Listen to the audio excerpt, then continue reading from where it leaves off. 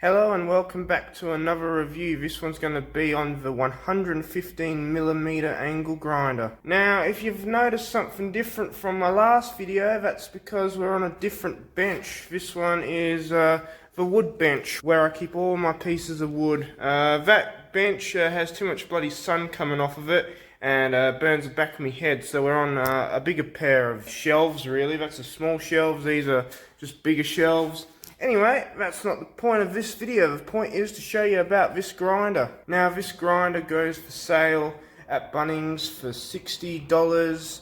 You can buy the brushless one for $110, I believe it is. And it comes, instead of 115mm, comes with 125mm. So this is 4.5 inches, the brushless one's 5 inches, so half an inch wider. Let's have a look at some stats here. This is the PXAGS 500. It spins at 8,500 RPM. It has an M14 spindle.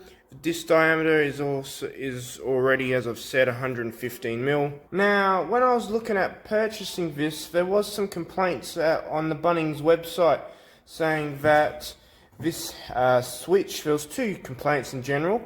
This switch was too hard to operate. It would get to a certain point where you'd go to use it 4 or 5 times after the initial use, and it would be just too hard to operate. Also, how you turn it on is you slide it to the right and then up.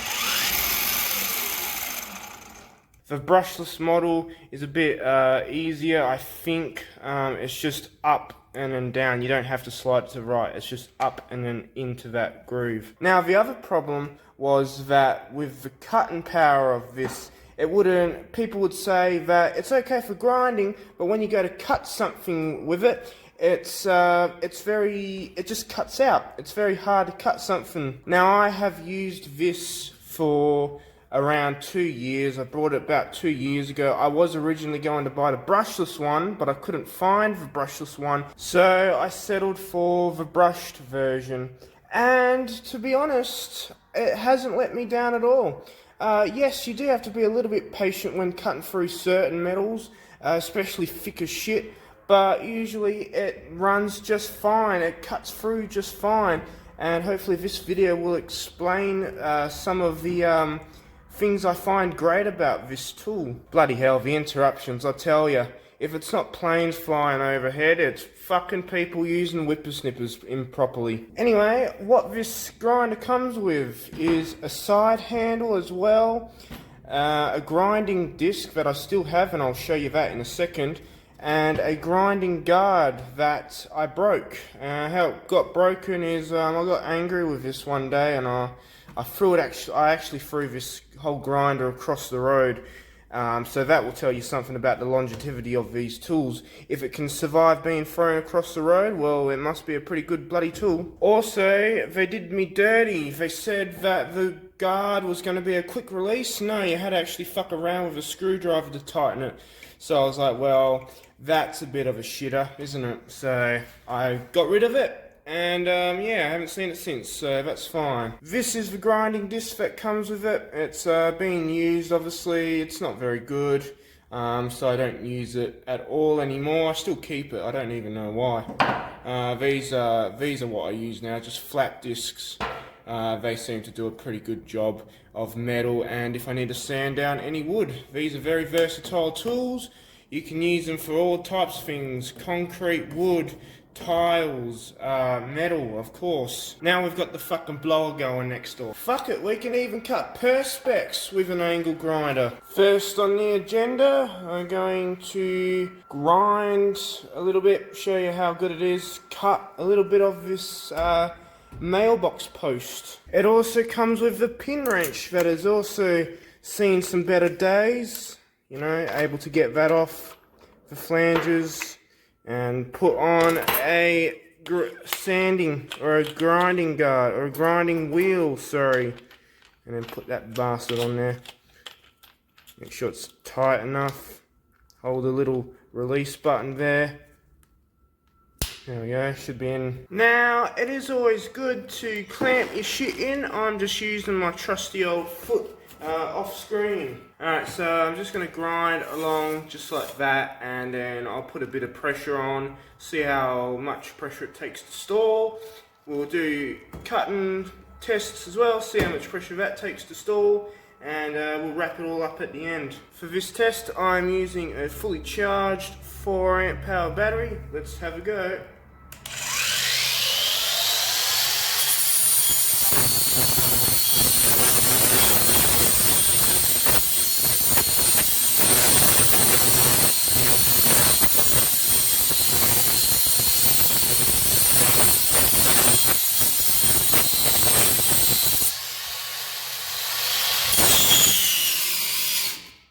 So yeah, it takes a lot, burnt the shit out of that metal. Let's go one more time.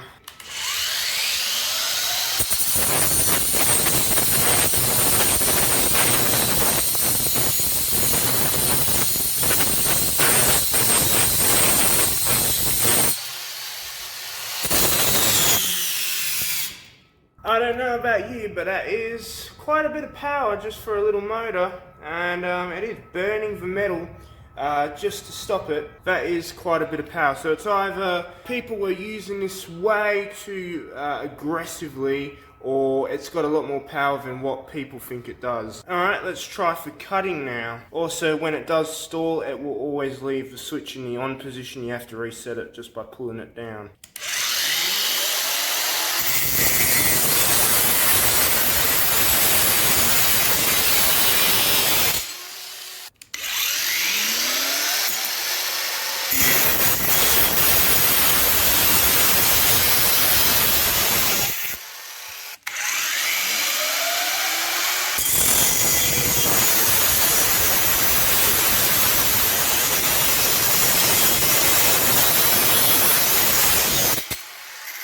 I'm going to do a stall test, see how much power it takes to stall.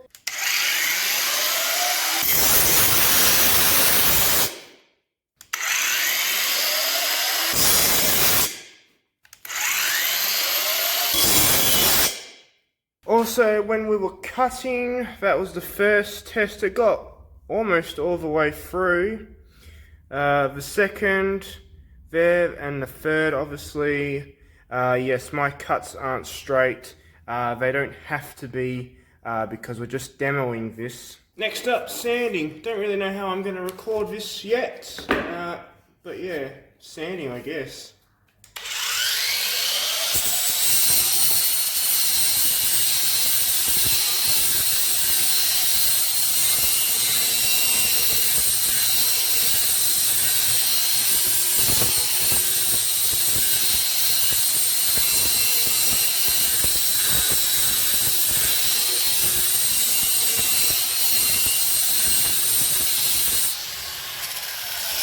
Hopefully it's apparent enough where I've sanded. All that light stuff on the right is really smooth.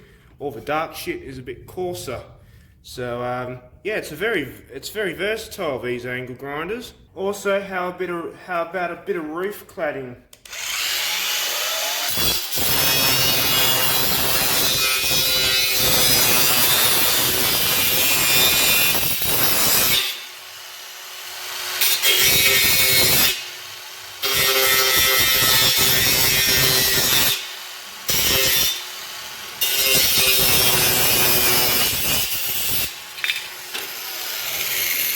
Not my cleanest job, but fuck it.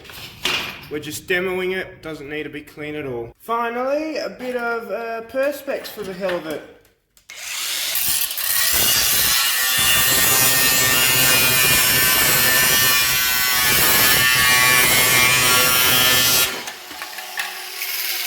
That actually wasn't too bad of a cut actually, but there are some imperfections with plastic fibers and shit. Anyway, that's about that. So there we go. Hopefully I have showed you what you can use these for, how good it is. I've showed you what you can cut. Unfortunately, I can't do any concrete cutting or grinding. I haven't got any concrete wheels. Can't do any brick sawing, anything like that. Wait a minute, what's this? thicker metal, hey? Oh, we got to give this a test. This is actually off an old Spirit level that had all its gauges blown out somehow. It's just super friggin' old.